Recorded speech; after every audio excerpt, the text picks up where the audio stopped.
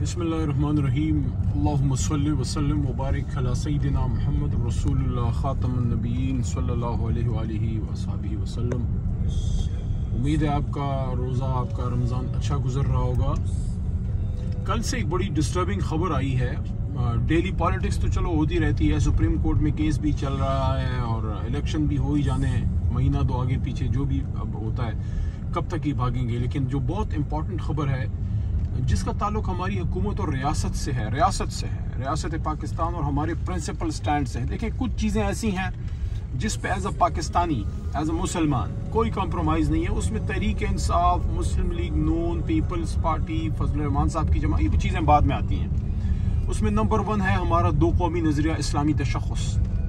फिर हमारी nuclear technology, उसके साथ साथ है कश्मीर कॉज, और उसमें फिर उसके साथ है मसला फ़लस्तीन और इजराइल के का जो इशू है कि इसराइल को ना मानना, और मसला फ़लस्तीन और मस्जिद अक़सा पे हमारा प्रिंसिपल स्टैंड जो कायद आज़म मोहम्मद अली जिन्ना के ज़माने से है, और उम्मत मुस्लिमा में जो उम्मत मुस्लिमा के हवाले से इस पाकिस्तान का किरदार।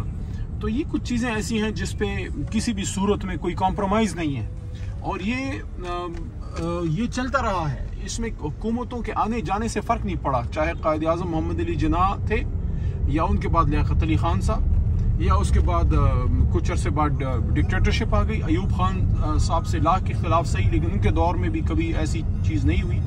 फिर भुट्टो साहब, ज़ाहिर है वो तो पैन इस्लामिज़म के दाई थे, और उनके दौर में तो इस्लाम के लिए बड़े बुनियादी काम भी हुए, जिसमें ख़त्म नबूवत का कानून पास होना बड़ी बात है, न्यूक्लियर टेक्नोलॉजी का आना, आईन पाकिस्तान का बनना। तो ये 2-3 बड़े काम हैं भुट्टो साहब के। फिर ज़िया-उल हक साहब का ज़माना आया, डिक्टेटरशिप का ज़माना था, आईन मुअत्तल था, लेकिन 11 साल दौर में किसी की जुर्रत नहीं थी कि इसराइल को तस्लीम करने की बात करें या मसला फ़लस्तीन के कॉज से हम 1 इंच भी पीछे हटें। उसके बाद फिर मियाँ साहब और बीबी शहीद का ज़माना आया, 2 बार उनकी हुकूमतें आई। फिर मियाँ साहब का पिछला भी दौर आया, फिर बीच में मुशर्रफ साहब का भी आया।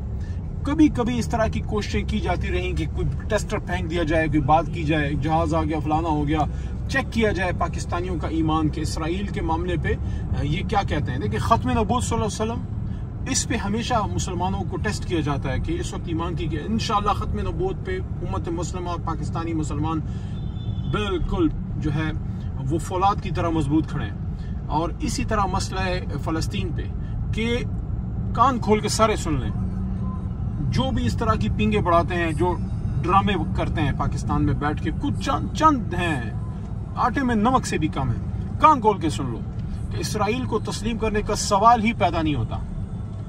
और इस पे मैंने सेनेट में और कौमी असम्बली में, जब हम पार्लियामेंट में जब हमारी हुकूमत थी, अपोजिशन के ज़माने में भी और हुकूमत में भी क्लियर मौक़िफ़ है कि इसराइल को तस्लीम करने का सवाल ही पैदा नहीं होता।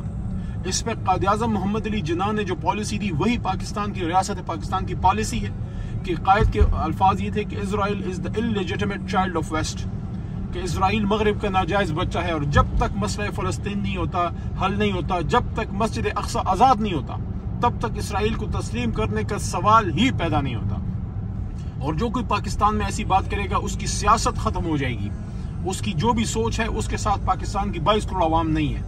तो कल से ये बात जो चली है कि पता नहीं कोई बिजनेस कंसाइनमेंट गई है इस हुकूमत के दौर में, या जो है कोई ताल्लुकात बढ़ा रहे हैं तजारती, तो इस पे मैं समझता हूँ कि मेरा शहबाज शरीफ साहब को, बिलखुसूस फजल रहमान साहब को, उनको क्लियर मौक़िफ़ देना चाहिए। फजल रहमान साहब को अगर कोई ऐसी चीज़ भी है तो उनको बिल्कुल खुल के सामने आना चाहिए कि क्या वो ऐसी किसी चीज़ के हक़ में है या खिलाफ हैं। अगर खिलाफ हैं तो या तो फिर उसको रोकें या फिर इस हुकूमत से निकलें। हम तो इमरान खान साहब एज अ वज़ीर आज़म बड़ा क्लियर मौक़िफ़ दिया था, और मैंने फिर सेनेट में और कौमी असम्बली में बहैसियत मिनिस्टर पार्लियामेंट्री अफेयर्स रियासत पाकिस्तान, हुकूमत पाकिस्तान की पॉलिसी ऐसी क्लियर क्रिस्टल रखी थी जैसे ये चढ़ता सूरज है, बिल्कुल क्लियर, उसमें कोई इबाहम नहीं है, उसमें कोई शक नहीं है कि जब तक मसला फ़लस्तीन हल नहीं होता फ़लस्तीनियों के उनके सोच के मुताबिक, और जब तक मस्जिद अक़सा आज़ाद नहीं होता, इसराइल को तस्लीम करने का सवाल ही पैदा नहीं होता। और इसराइल तो वैसे भी नाजायज़ स्टेट है, और उनके अपने वज़ीर आज़म डेविड बिन गोरियन ने 1969 सोर्बन यूनिवर्सिटी पेरिस में आके कहा था कि पाकिस्तान इसराइल का दुश्मन है, दुश्मन नंबर 1 है, और उन्होंने कहा कि हमने पाकिस्तान को नज़रियाती और फौजी लिहाज से, अस्करी लिहाज से नहीं बढ़ने देना। ये रिकॉर्ड में है सारी चीज़ें, तो वो तो हमें अपना दुश्मन समझते हैं, और हमारे कुछ जो है अरबाब इक़्तिदार में बदकिस्मत कोई ऐसे हैं कि उनसे ताल्लुकात बनाना चाहते हैं, अपनी ज़ाती रिश्तेदारियाँ किसी ने करनी है करे जाके। पाकिस्तान की रियासत की क्लियर पॉलिसी है और उस पर किसी भी किस्म का कॉम्प्रोमाइज़ नहीं है और उस पर जो भी कुर्बानी देनी होगी वो देंगे हम। और इसके लिए पाकिस्तान के लिए एक तो नहीं 1,00,000 बार हम जान दे सकते हैं उम्मत मुस्लिमा के कॉज के लिए, मसला कश्मीर, मसला फ़लस्तीन के लिए। तो this is a closed end past transaction. तो ऐसे ही हमारे पाकिस्तानियों के ईमान को और हमारे इस्लाम को और हमारे नज़रियाती असास को छेड़ने की कोशिश ना करें। ये भेड़ों का छत्ता है, जो इसमें उंगली डालेगा नुकसान उसको पहुँचेगा। पाकिस्तान जिंदाबाद। मसला फ़लस्तीन, उम्मत मुस्लिमा, फ़लस्तीनी मुजाहिदीन, हमास, यासर अराफात और उनकी जितनी भी कुर्बानियाँ हैं वो सब पाइंदाबाद। इंशाल्लाह इंशाल्लाह इंशाल्लाह बहुत जल्द कश्मीर आज़ाद होगा, फ़लस्तीन आज़ाद होगा, मस्जिद अक्सा आज़ाद होगी और इंशाल्लाह मस्जिद अक्सा जाएंगे हम कभी जुमे की नमाज़ पढ़ने। और वहाँ जो मस्जिद उमर है, जो हज़रत उमर फ़ारूक रज़ियल्लाहु अन्हु की मस्जिद है, वहाँ मस्जिद अक्सा में के पास जब वो वहाँ गए थे, उनको जब चाबियाँ पेश की गई थी, तो वहाँ छोटी सी मस्जिद हज़रत उमर फ़ारूक रज़ियल्लाहु तआला अन्हु ने बनाई थी। कभी ज़िंदगी में इंशाल्लाह मौका मिलेगा तो उसमें कभी 2 रकात पढ़ेंगे इंशाल्लाह। पाकिस्तान जिंदाबाद।